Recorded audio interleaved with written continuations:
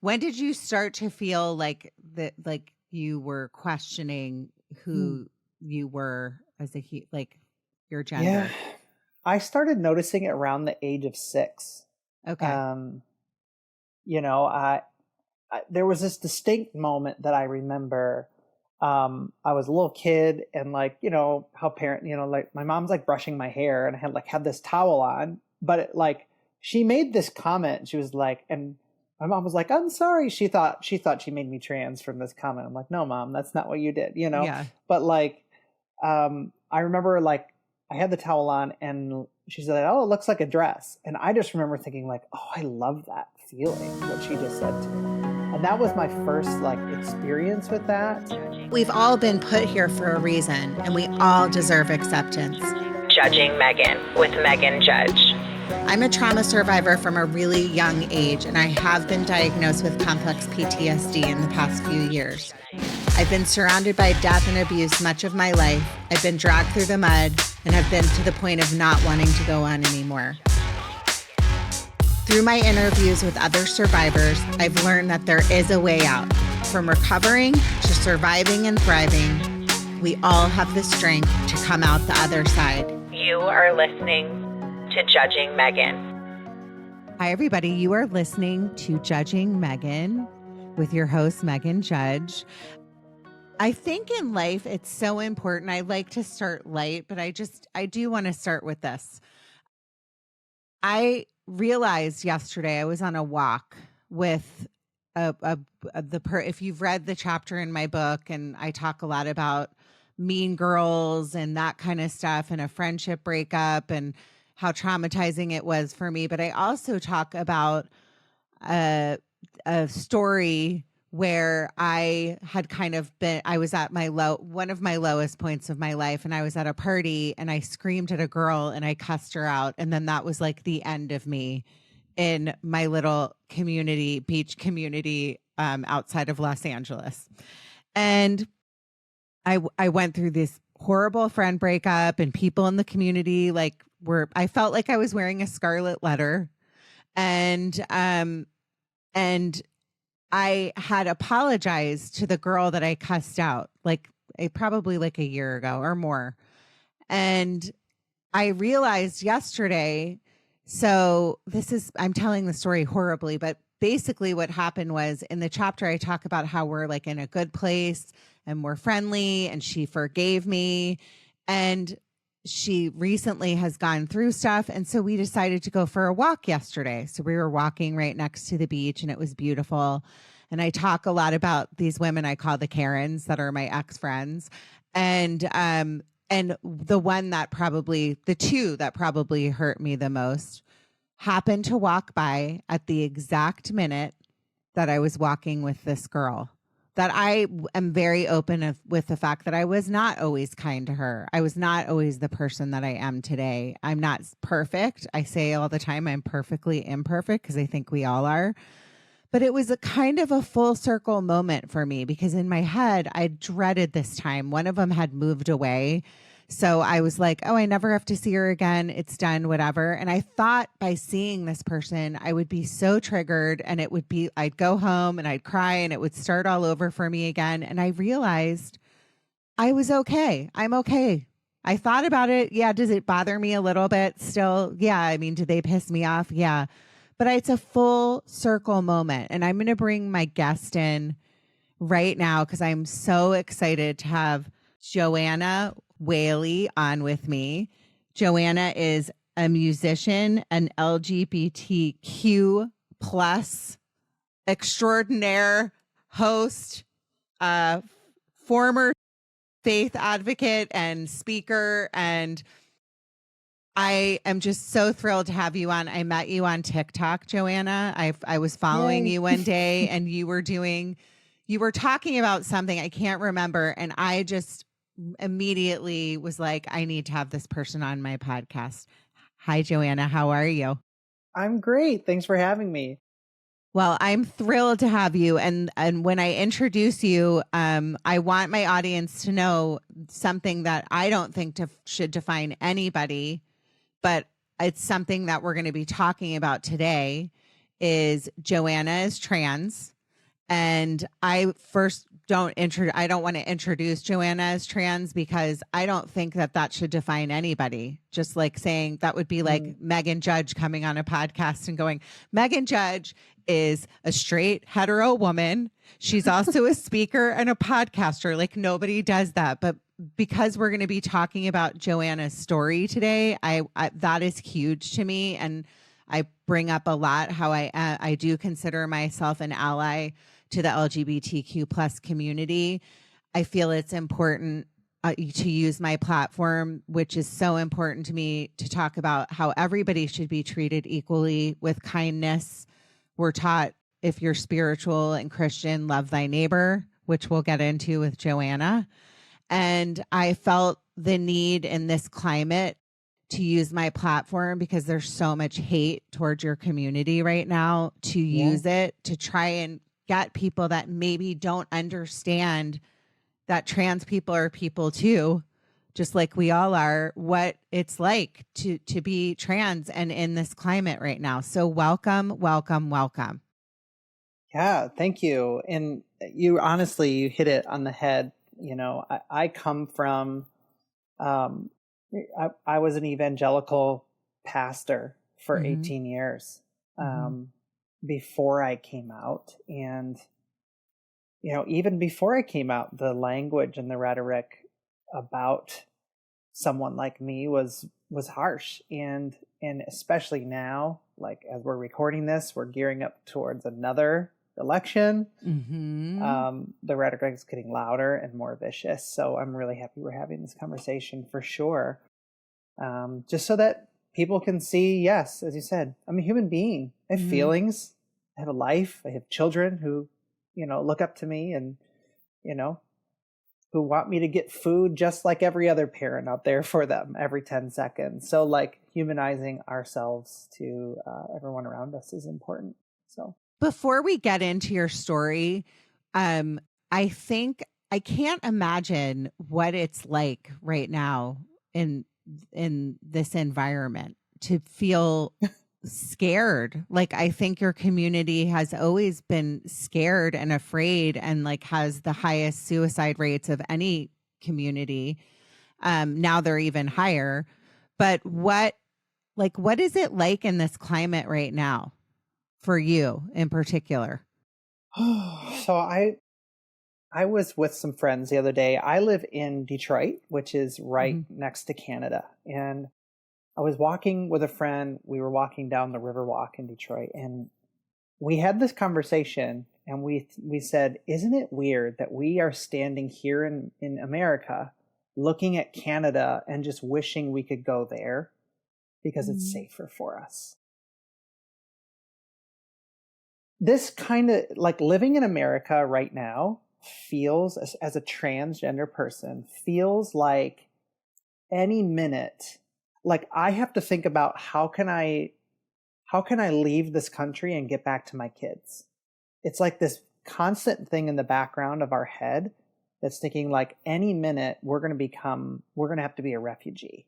And that's how it feels. I know that might sound extreme, but like that's the feeling we have, is like any minute, like I don't know if I'll live in this country in 20 years. Like that's how it feels at times. And so kind of living with that cloud, it's like, you know, it's hard because we have kids, we have lives here. And, you know, I mean, there's so much that we'll get into, but it always feels in the back of our minds. Thinking about that. Yeah, I just had to say it like as we open because it's so scary, and it's just like this stuff has like come to a boiling point, and just with the Bud Light commercial, I mean the with Dylan, like the ad. I follow a ton of trans because I want to be supportive of the community and understand it for myself. I don't understand everything, just like people don't understand everything about everyone, you know, like that's Right. part of why I do this, so people can try and attempt to understand what it would be like. But I was following a TikTok that Dylan did the other day, and it was about her being in Peru. Yeah, I and saw she that. had to escape. Like she's been like, if for my listeners, if you're not familiar, there was a Bud Light campaign and people went like loco nation over it because it was just one in particular trans woman that did an ad like with her face portrayed on the can, correct? And One then can. one can. And then Yeah. now she talks about that she can't leave her house. She had to leave the country, like you just kind of talked about. This is just a Yeah. human being trying to live their life. So Yeah. I just want people to like kind of think about it, because if you like, the definition of racism and prejudice and bigotry is not understanding. So if you don't understand something, try to understand it. We all have it in us, but it doesn't mean that we have to be this way. And Right. deep in my heart, I would like to think the best of people. So I want to Yeah. get off my soapbox because I tend to go there. And I want to ask you about you. So tell me where you were born, where you grew up. I want to know about your early childhood. We'll start there. Yeah. So I grew up in the Detroit area. That's where I live now. Haven't always lived here, but grew up in Detroit area. Grew up Catholic, very good Catholic family. Beer tents and all that. We did the whole thing in the Catholic world. Some former Catholic is chuckling right now because I'm of the beer Catholic. tent. Yeah. So, but yeah, we were devout. I mean, my grandmother would drag me to church every day of the week in the summer because she went 5 days. She went like 5-6 days a week. That was my backdrop. Very religious family, but always a very like open family. So my mom, I was raised by a single mom, didn't know my dad until the 5th grade, which we'll get into a little bit, I'm sure. But, my mom was like your cliche beer league softball mom. So like, she played softball like every night. I was always surrounded by lesbians and trans people everywhere. But I didn't look at them as lesbians and trans people. I looked at them as like Tina, and I looked at them as like Barb and all, they were just people in my life. And so, yeah, grew up here, very like queer background, but also like a very Catholic background, which is like this weird, like opposite spectrums that we lived in all the time, which really kind of set the stage for like how I was wired at a young age, as far as like what I believed and how I saw people, and not even quite as a kid knowing what was going on in me. But it definitely set the stage for the love and acceptance that I try to give to others now, for sure. What was your childhood happy? I mean, it sounds like you had something happen in 5th grade with your dad coming into the picture. Am I wrong on that? Yeah, well, so I guess a couple things started happening in my childhood. I had a great childhood. My mom was just amazing. Like when you think of single moms who are like rock stars, that was my mom. Like how she kept me fed. Like with the like $2 she could like bring home, like was just amazing. And I love my mom today. But yeah, I didn't know who my dad was until the 5th grade. He just wasn't in the picture. And, I'm literally 5th grade, I'm meeting my dad for the first time, which was a very weird, it was always a very transactional relationship. But yeah, as a kid, like I started experiencing, what we now know as gender dysphoria. But like not having any language for that as a kid. So, what do you do with that? And that was kind of the backdrop of my childhood. Did all the boy things that you were supposed to do, like played all the sports every day of the week, played baseball and basketball with my friends and did what I was supposed to do. Yeah, and so especially when dad showed him the pictures, like, well, now I better like do all the boy things and Yeah. like, you know, Baseball, like all the hold that up. things. And when did you Absolutely. start to feel like that, like you were questioning Hmm. who you were as like your Yeah. gender? I started noticing it around the age of 6.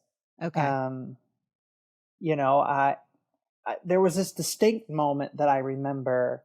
I was a little kid and like, how like my mom's like brushing my hair and I had this towel on, but she made this comment. She was like, and my mom was like, I'm sorry. She thought she made me trans from this comment. I'm like, no, mom, that's not what you did. Yeah. But I remember like I had the towel on and she said, oh, it looks like a dress. And I just remember thinking like, oh, I love that feeling, what she just said to me.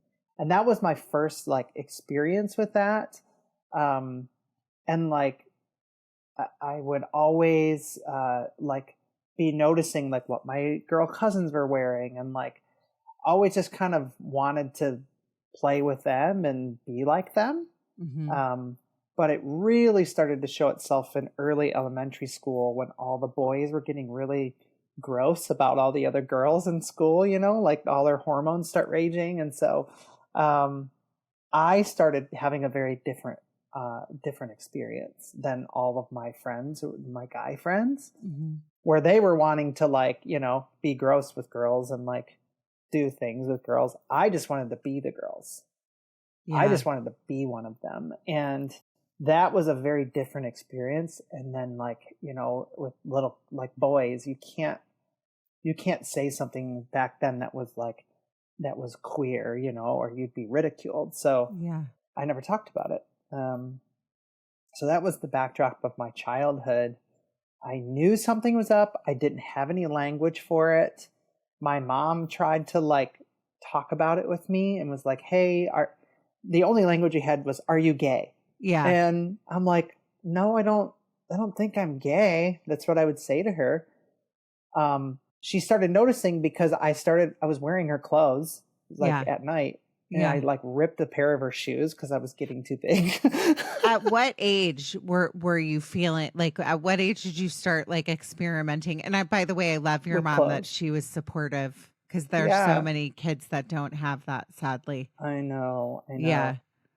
know. Um, when I started experimenting was probably, I would say maybe fourth grade is when I started to oh, I'm gonna put on my mom's dress that's like Yeah. hanging up in the laundry room. Like I would do that. I was a kid in the summer. I'd stay up late. Everybody's asleep. I would put her clothes on.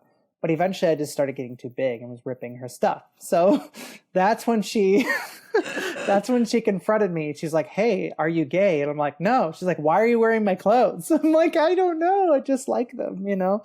Um, but I was like, "I'm sorry, I won't do it again." And that just kind of like try to push that down, Uh-huh. because I didn't want my mom to think I was gay because all the kids in school made all the gay kids' lives like awful. So so yeah, of course I wasn't gay. Yeah. Yeah, Which is so hard, because that's like a totally separate thing. You just want to be like, especially in grade school, it's so hard, or middle yeah, school. You just want to be accepted, you know? yeah. Oh And yeah. to stop you, for the people that are listening, because I have done an episode with a mother of a trans daughter. And I did that like, probably I re-released it pretty recently, but I Mhm. probably recorded it like 2 years ago.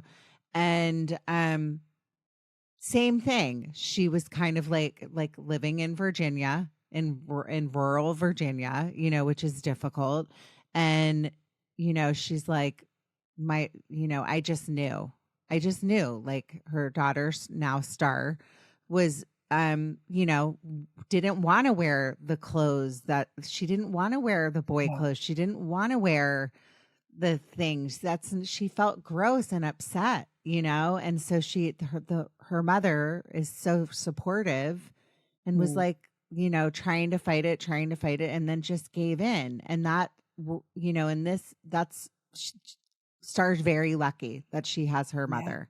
Yeah. And it sounds like for you, nobody really understood back then how to deal with this because you're either gay or straight, you're put into a box, right? And if you're a boy wearing girls' clothes, the only frame of reference people had for that was Silence of the Lambs. So of course it was like, oh no, I can't let my kid do that because then my kid will become a serial killer. And like, that was the only frame of reference back then. So at least in our little world, in our community. So, but let me stop you right there. Isn't it so interesting how the trans community historically has been made to be like villainized, like serial killers and, or we're tricking you, or like bad or mean or just all of these things. And at the end of the day, it's not true.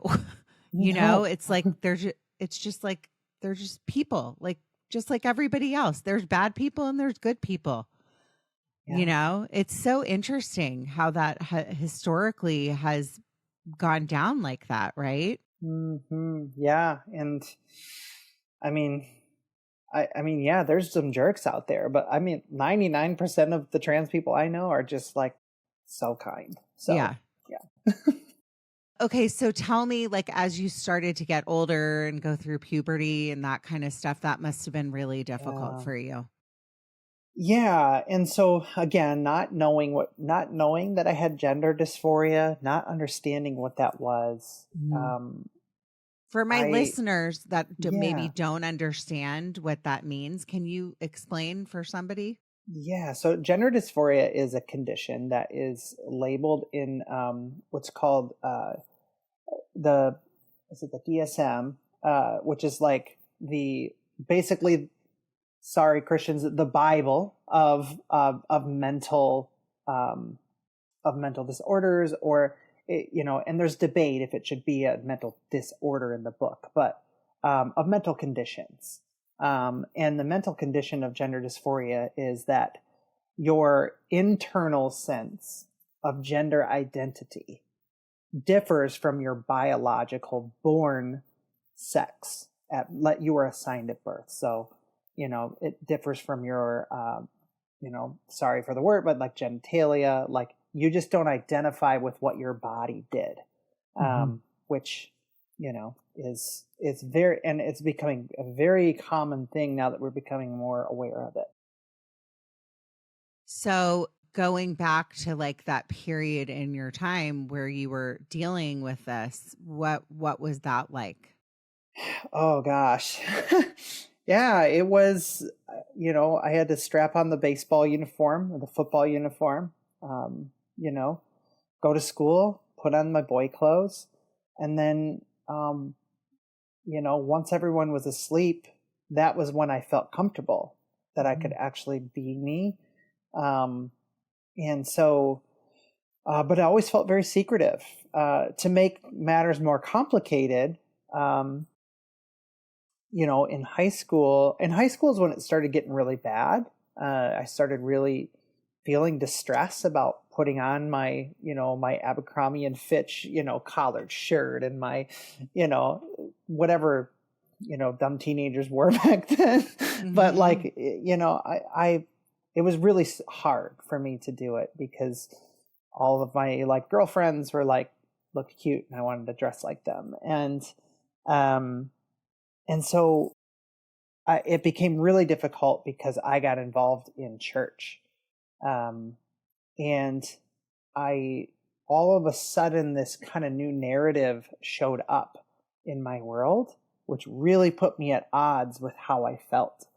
And this thing that I was like, not sure what to do with at one point, like, I don't know if I can do anything with this. My mom had like created an environment that was very like, hey, you're going to be fine if this is what you are, she kind of set that stage for me.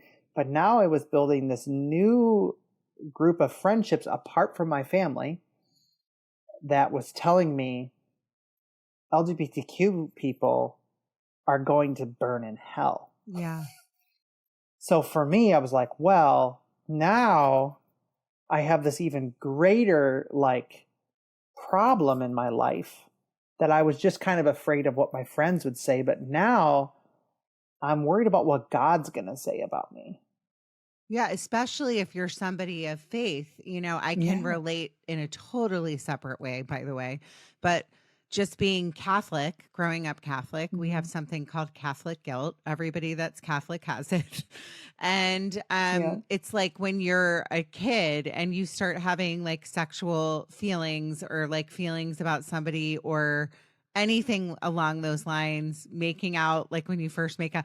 I remember being like terrified that I Yes. was a bad person. And, if you're brought up in my family, Irish Catholic parents, don't talk about sex, don't talk about any of that stuff to us until I got like some book called, I think it was called like How Babies Are Made. So we have this in our put in our brains from a young age, and so I can't imagine what that would have been like with what you were dealing with, and then put into that in that kind of community where you're meant to feel like there's something really wrong with me and so much shame and Right. guilt. Yeah. And what's difficult about that is a teenager, right?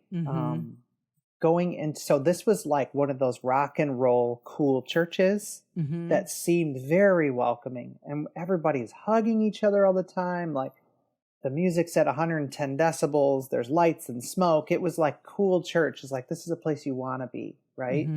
So you're building all these friendships and you're in this place you want to be in. But then you're hearing these things about something inside of you that's now putting you at war with yourself. And something you've never experienced before. Like now I'm walking into this place that's supposed to bring freedom to me. And I am feeling an immense amount of what you're saying, guilt. But I also am very drawn to this. So it's a very weird, conflicting thing to experience as anybody, to be drawn to something that you think is amazing, but then you feel this weird guilt. It's so strange. Yeah. Yeah. So what did you end up doing? Like, did you stay? Because then you went on to, well, I'm probably jumping ahead, but tell me about that. I stayed for 15 years. So did you fight it for 15 years or did you? Yeah. Well, let's get into that. So let's back up. Okay. So I'm in high school. I start going to this rock and roll church. When you say rock and roll church, is this like, and I hate to use this example, but is it like Hillsong, like one of those? Yes. Like, yes. So for anyone listening who's never been to a mega church. A mega church, sorry. Yeah. Like mega church is any church that's like over 1,000 people, I think is the technical term, but whatever. Okay. There's like a stage. There is lights, fog machines, big sound systems. It looks like a concert when you walk in.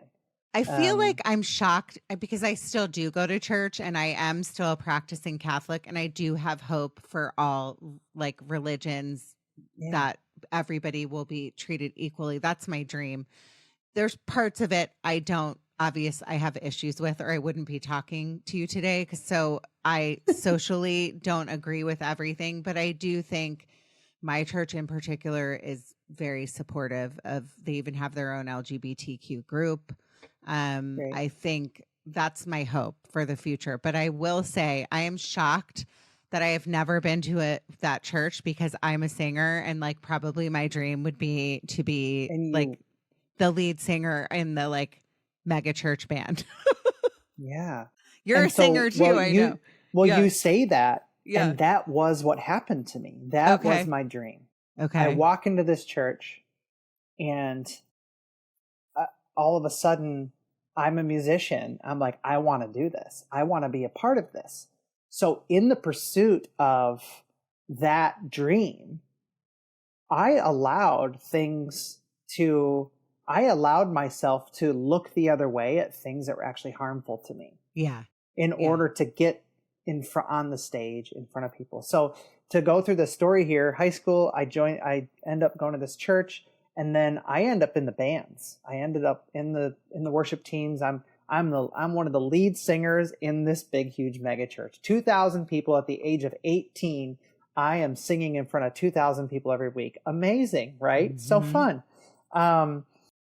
I knowing my background, where I came from, very open, family, a faith-based, open, affirming family. Yeah. Coming into this church that seemed open and affirming. So I actually got hired by this church. I was hired by this church to be what's called a worship pastor, like the music pastor, for all the teenage ministries. So I'm doing that. And in the middle of it, I'm going to school. I'm going to college. And this whole gender thing starts coming up a lot. It starts coming up in my private life. Now, all of a sudden, the way the church is preaching, everything's going. In college, I started to think about, because the first time I ever met trans people was in college. And so I started thinking like, oh my gosh, like what this person is how I feel. And I'm like, well, of course I'm in this kind of like church they would love me no matter what, right? Just because of the language they use. So I start talking about it to my pastors as a staff member, as a pastor in this church. And I was given an ultimatum. This was a couple of years in. I worked at this church for 15 years, and they sent me to conversion therapy 2 times. Conversion therapy, if nobody's familiar, is a practice it's under the term of biblical counseling. The idea is that they will use God's truth, they will use God's word and prayer to change your gender identity. Oh, you feel like a woman, but you were born male? We're going to change that desire in you. And it is traumatizing. It is awful. And I have news for people. Guess what? It does not work. Yeah. So the people that you see that Hello? in life, you're like, hello, the people that I mean, I've heard of conversion therapy, obviously, but a lot of people maybe haven't. It is like, it would be like telling me, right? And I'm using myself as an example. Say I am attracted to men, which I am. I'm happily married, thank God. For 22 years. I wouldn't have said this like 3 days ago because we were in a huge fight, but we're fine now. And it would be like me going and then being like, you are not attracted to your husband. You are like, there is something wrong with you. You are a bad person. God does not like this. So like, that's for listeners. Yeah, go ahead. Because you've been through it. Yeah. Imagine the therapist looking at you or whatever listener who loves who they love. Now imagine them blaming your mother for being a single mom, or your dad, or trying to point it to something wrong or not in that like ideal picture of a family. If you don't have the dad and the mom and the white picket fence and the dogs in your yard, they try to pick out something in your family background to blame your transness on. That's what it was. Mm-hmm.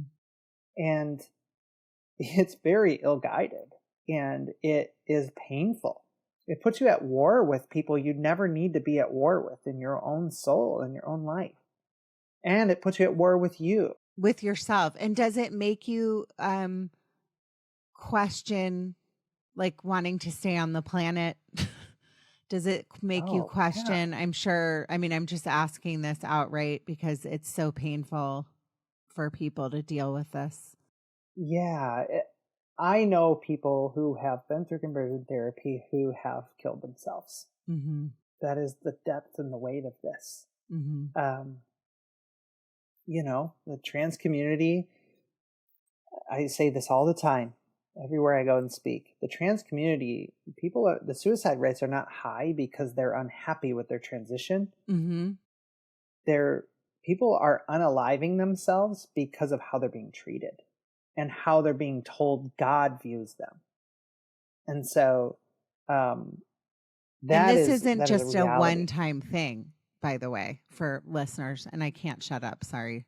No, that's fine. It's a constant, right? It's a constant where you're constantly being judged and mistreated, and being told there's something wrong with you. People can only take so much, you know? Yeah. Yeah. So after my, it's hard to say this sometimes, but after my third round, I went through conversion therapy 3 times. Wow. 2 before I was married and once after being married, which was a totally different experience, being married and being a pastor, going through that, and being, single. But yeah, it isn't just when you're sitting in front of that therapist. It becomes 24 hours a day. You are at war with yourself. So here's what conversion therapy does to somebody.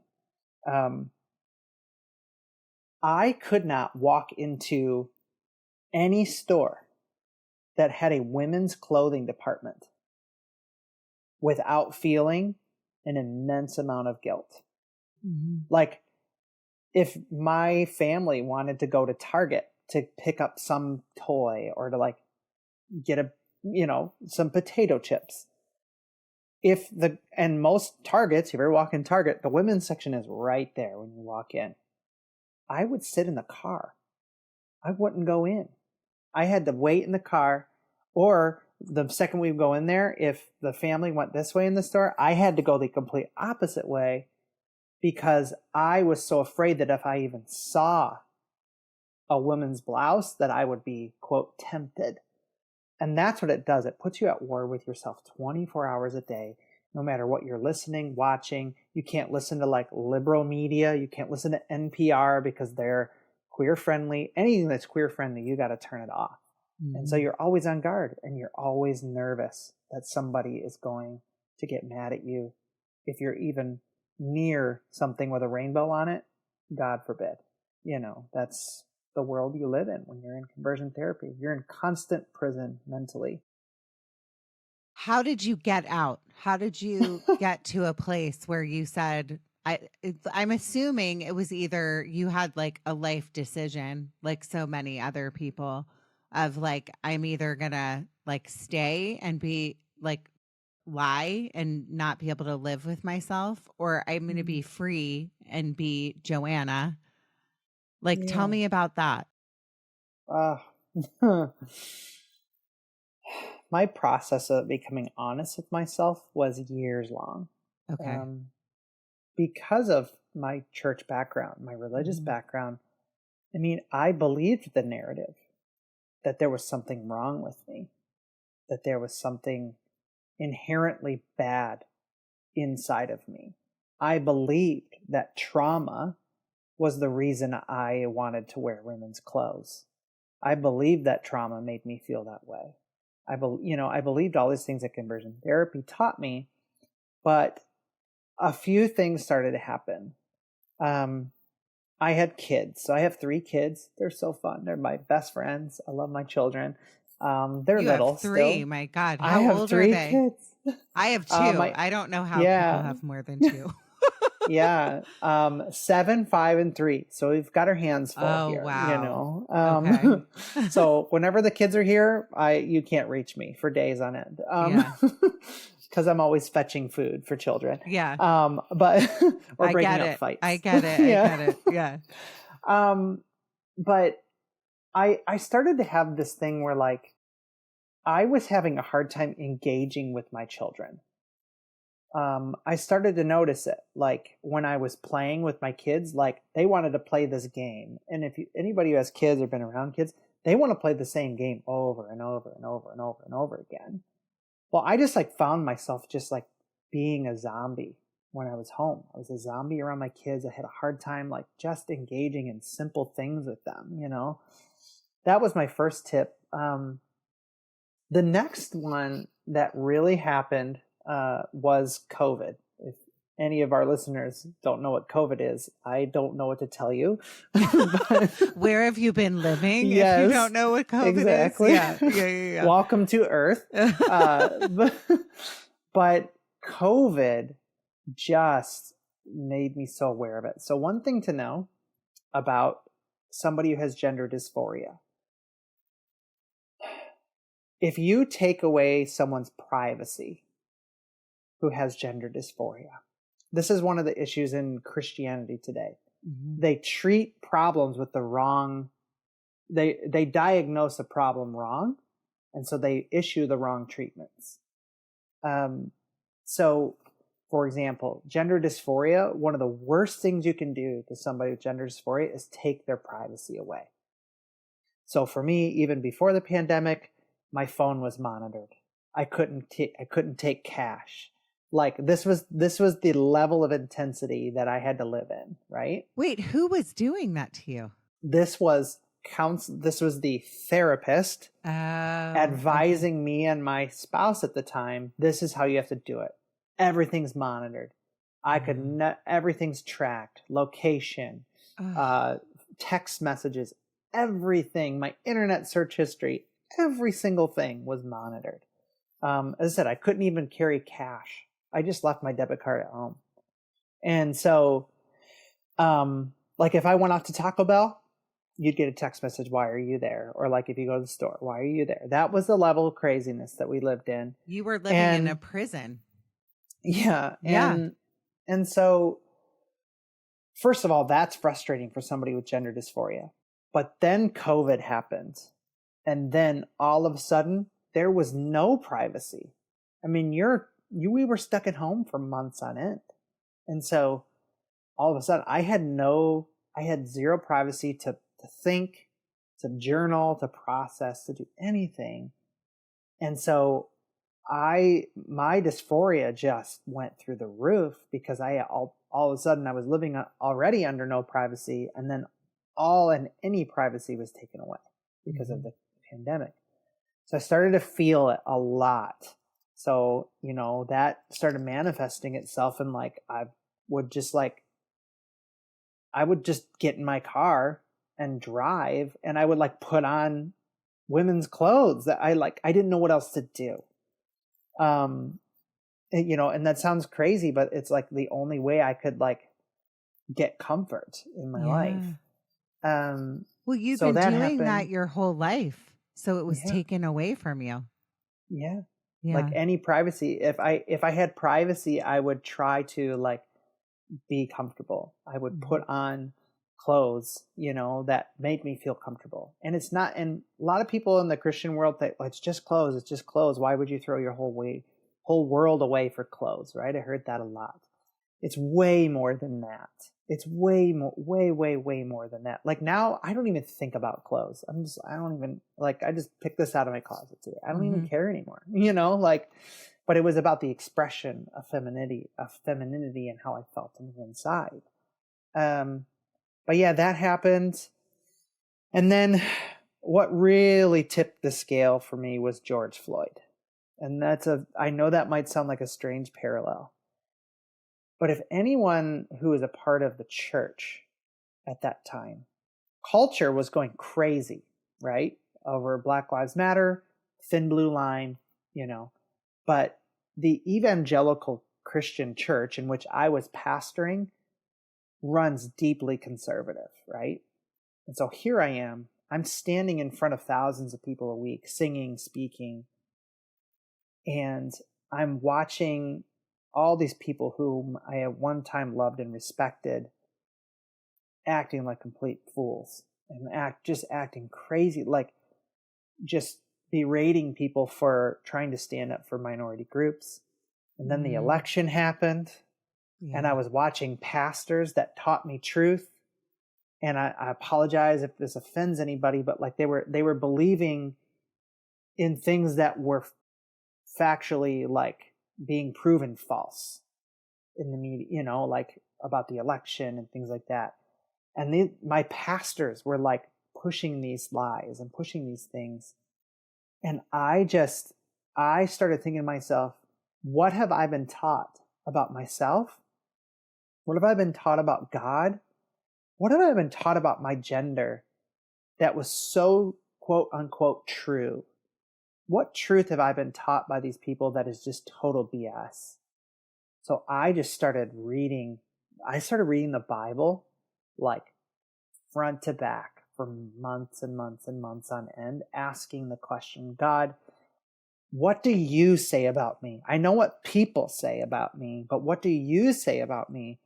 And I love to joke, and I did a TikTok video about it, about how the Bible helped me come out. my because God. You're making me cry. Yeah. Uh-huh. And what did it say? And what did it say? I want to know. I'm joking. Nothing. But yeah, it says nothing. It says That's nothing. the thing. It says nothing about trans people. It doesn't say anything about same-sex loving marriages and families. It says nothing about them. So where are these people that, and I have never read the Bible from front to back, but I've been going to mass my entire life from. You're a good Catholic. That's how it's supposed to be. I'm a Catholic girl. But I don't, I have my dad actually, like one of my prized possessions in my life is my dad's Bible. My dad passed away when I was 13. And sometimes I'll like look at it, but it's really embarrassing. I don't understand it. I don't think most people understand what the Bible actually says. So you'll like read a page of it and then you'll go, that I don't get it. Well, but where is this verbiage and these, like, where is this coming from that people are quoting these things out of the Bible? Oh, is this a whole nother podcast? Maybe this could be a whole nother. I'd be happy to come back. Maybe you should come back.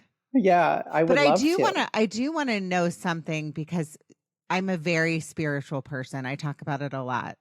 And aside from like wherever I am in like organized religion or spirituality or whatever people believe, I have listeners that believe in everything. At the root of what I believe is my relationship with God is all that really matters.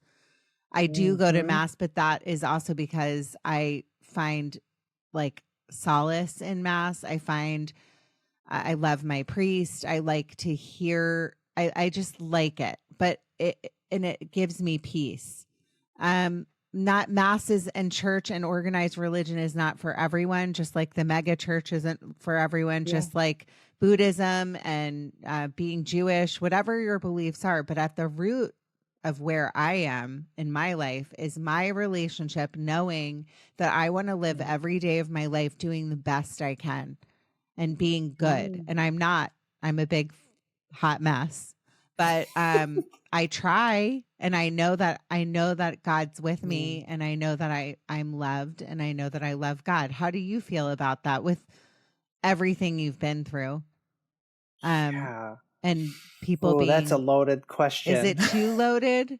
No, listen, I'll try to get it in the next couple minutes here. Okay. I'm speaking at a Buddhist temple next month, right? Like I'm speaking at a Buddhist temple for a Pride event. One thing we haven't really discussed, but I'm getting my degree in theology right now so that I can be a hospital chaplain. I love that's that. The idea, I believe at our core, that every single human being on earth is spiritual, has a spirit, and this is where I make Christians so mad. And it's okay. I'm okay with you being mad at me, but I do not believe in one way. That's okay. Don't. But that's okay. Yeah. Because I preached one way theology for 18 years. I preached that.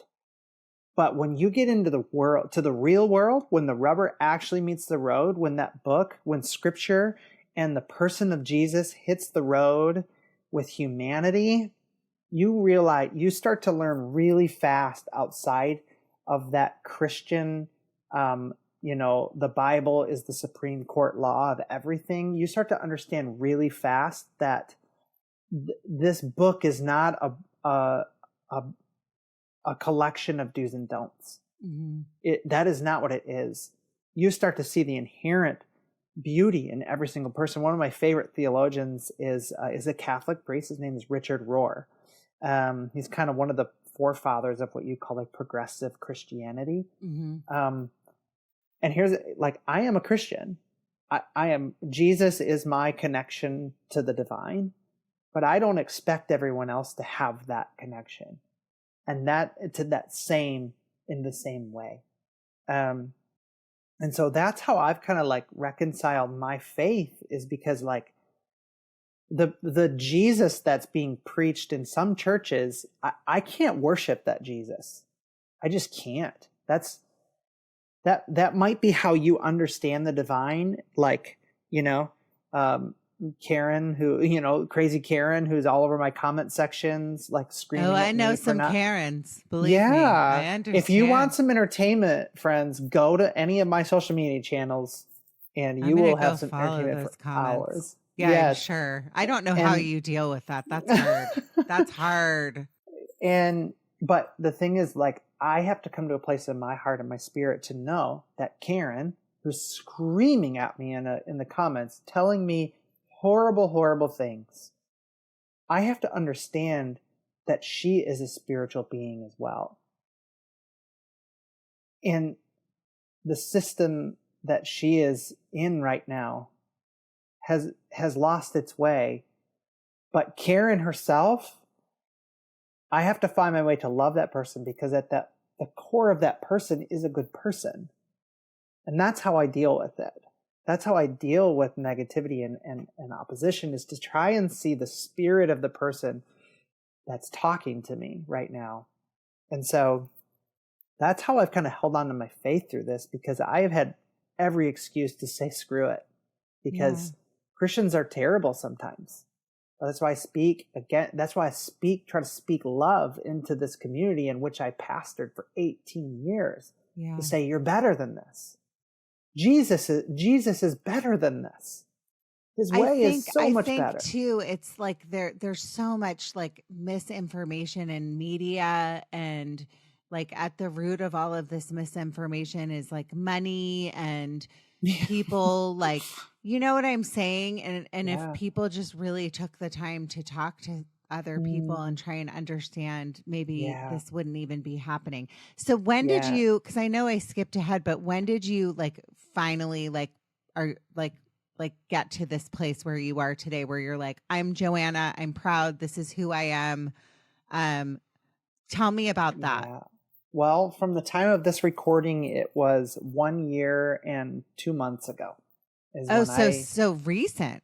I came out a year ago from this recording. Congratulations. Yeah, thank you. Here I am. And and are you like, I'm free, I'm me? Like, did you sing that song? I don't remember the words of the song, but I know you're a singer. I don't know if I did, but that is where, and that's where I have really put my stake in the ground, is, and I don't fault my LGBTQ friends for saying, I'm sorry, I can't follow this Jesus anymore. Mm-hmm. Can't do it. Through all of this, I've been singing my songs of faith, which has helped keep me rooted and keep me focused on what I love. And what I'm gifted at is doing that. And, you said something, one of my songs on my album, I'm working on my third album right now, which is super exciting. Which, if anybody's watching online, that's what's behind me here. I'm working on that. What is it called? Let's promote it. My new record that I'm working on, it's going to come out probably sometime in the fall of 2023. It's called Good Gifts, is the name of the record. Unless I come up with something better. But that's the working title right now. It's called Good Gifts. My second album is called Shell of Me, which was the first record I released as Joanna. My first album is called The Way It Used to Be. It's all of the songs that I released as a Christian musician before transition, and I just re-released them under my new name.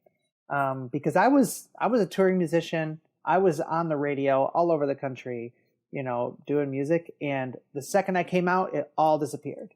And so, so I just decided I'm going to repackage all of it. But you mentioned something about how money is a driver. Mm-hmm. I was a pastor. I understand this because one of the lines, the second verse of the opening song of my album, Shell of Me, is called Sink. The idea of the song is like, people are going to say whatever they want, but I'm going to sink into every word that Jesus said and know it for myself. And the second verse says, the stances are driven by the wallets. That's one of the lines of the song. Mm-hmm. Coming from a church background, I know and I talk to pastors every single week who pastor in non-affirming church spaces, who want to be affirming, but if they make that stance, their whole church will stop giving and leave, and they will lose their job, and they will lose their mortgages, and they will lose their marriages because they can't pay bills or whatever. Like, that is a reality that's happening within American Christianity right now, is that these churches have become such big businesses, mm-hmm. that if a pastor wants to take a stance, they will lose their job or their church. And that's the reality that we face. This is specifically like in the mega churches too, right? Where it's mm-hmm. like all about, yeah, I hear you. I talk to pastors of huge churches mm-hmm. all the time who say, Joanna, I want to come out as affirming, but if I do it, I will lose my job. And I say, welcome to the club. Like, yeah, that's what happens. And it's sad. And some people just can't pay that. They can't pay that cost. And I don't fault them for it, because, it's I think there's a lot of people that are stuck in the middle with this kind of stuff, and I think it's really difficult to want to use your voice and know that you want to use your voice, but you're afraid of how you're going to be treated. And at the root of everybody, they just want to fit in, and that's the thing that's so difficult in life, is using your voice and what's right versus what's wrong. And that's one of the things, I think, a test in life of what we have to do. Let me ask you really quickly before we close, if there were misconceptions for people that they thought about trans people, what are some of the biggest misconceptions that people have? Oh gosh, yeah. And this is one of the biggest ones in media right now and everything is a couple things. The first one, we don't transition to be happy. People will say, "Oh, I'm happy. I'm glad you're happy. I'm glad you're happy." I didn't transition to be happy. I and many of my friends have transitioned to be healthy. We're healthier people because of our transition. Mm-hmm. And the other one I want to say is that it is not about sexual gratification. There's this overemphasis that trans people just want to like wear dresses and heels and like look all this outlandish, like to go kidnap your kid. Exactly. Yeah. Like that it's some sort of sexual fetish. Yeah. And that is just false. That is not reality. There is nothing sexual about my transition. There is nothing sexual about just trying to be healthy and being comfortable. And I guess another one is, if you're somebody of faith, is that there is absolutely a path to transition for Christians. And there's a lot of churches and a lot of clergy out there that will affirm that. And you don't have to listen to those who will tell you otherwise. I think that's something that you said in the beginning when we were talking, and I could talk to you for hours. Let's do it. I know. Now we're friends. I always say that, like when people come on, I'm like, just so you know, you're my friend now, and we're staying in touch. Listeners, you just listened to a friendship blossom today. I know. I love it. You're welcome. I was going to say what you said in the beginning. I just really want people to understand what you said about how sad it is that this is the reality that so many people in our country are feeling, that are trans or transitioning, or like the young kid scared to be who they are, that they don't see themselves wanting to live in the United States. Yeah. I mean, at the root of like what we are as Americans is I think we all really love our country. I mean, I talk a lot about how on 9/11, I was just talking to somebody about this like a week ago. on 9/11, when that happened, we all as Americans bonded together, and people would like let people go past them in traffic or not honk if somebody cut them off, or everybody had flags, of like, that we were all proud to be Americans. And then something has happened.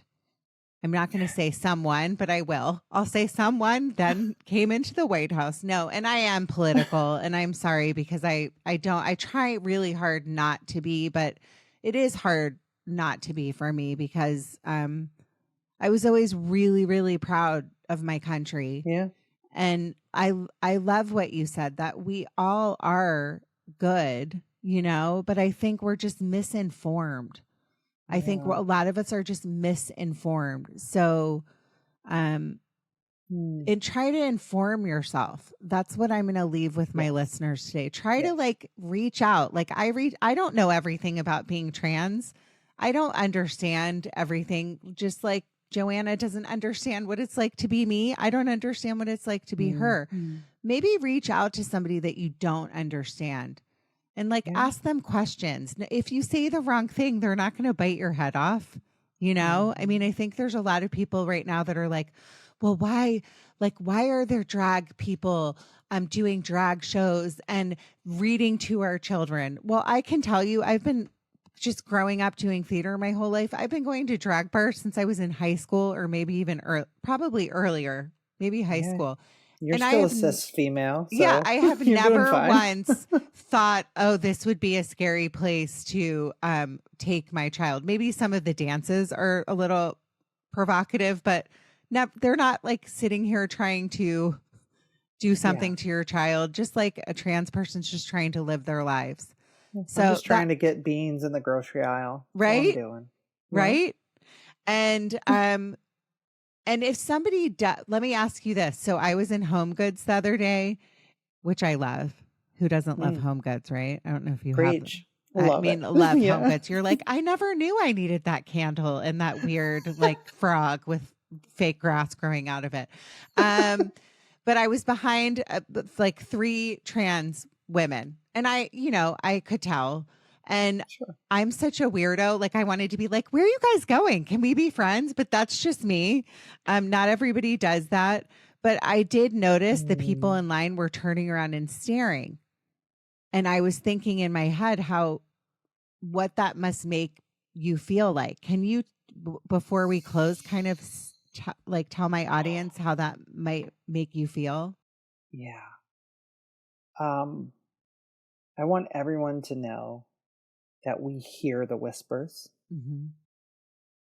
We hear and we see the glares. We see the double takes. Because you may have been aware of our presence for that split second you saw us in the aisle, in the frozen food aisle. But the second we walked out of our car, we've been seeing it. And whenever somebody's whispering about you, it doesn't feel good. But I will say this. If you see a trans woman and you say, where are you going? Can we be friends? Do that. Oh, really?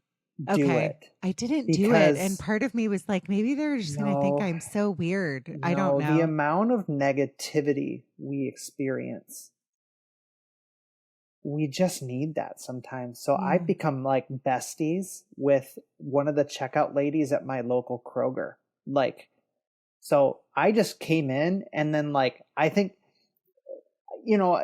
I somewhat passed. There's some days I don't look like I passed. My voice gives me away a lot. So people are listening to the podcast, what's going on? But I had my pin on one day, and she was like, are you gay? And I'm like, I'm trans. And she was like, no way. She was like, my daughter. So she just said, you're so gorgeous. She always compliments, and it just kind of makes my day. Yeah. So do it. If you have something nice to say to a trans person, just say it. Oh, and I love think that I wish I would have. They will. I mean, sure. Just like anyone in the world, you're going to run into some a-hole that doesn't want to talk. Mm-hmm. But that's rare. Like if you say something nice to somebody, they're gonna say thank you. And even if it's just one little thing, you don't know what they have been dealing with, you know. And they're dealing with a lot right now. So like try to have some compassion, people, if you're listening. Joanna, in closing, I just adore you. I'm not kidding. Oh. Like we're friends now. Yay. And to my listeners, thank you for listening. If you have questions for me or feedback, you can always reach out. And for Joanna, where can people find you, Joanna? Yeah, you can just go to Joanna Whaley, JoannaWhaley.com. That's my website. You know, and I'm not somebody that's just going to talk on a podcast and like not be available. I want to talk to you. I want to be a resource to you. And so JoannaWhaley.com is a great place to do that. Any of the social media channels, TikTok, I'm coughing. Yeah, Joanna Whaley Music on all of the social media channels. Well, in closing, I want to say once again, thank you so much for coming on. You know, I'm so glad that you came to your truth. I really am. I think it's a beautiful story and a beautiful evolution. And I knew when I saw you, like I say so many times, I was supposed to talk to you today at this minute. And I'm really proud to know you. I'm crying, and it's not just because I was... I cry all the time. Every podcast. I was coughing. No, I really, truly mean that. Everyone, be happy by making someone else happy. Thanks, Joanna. Judging Meghan with Meghan Judge.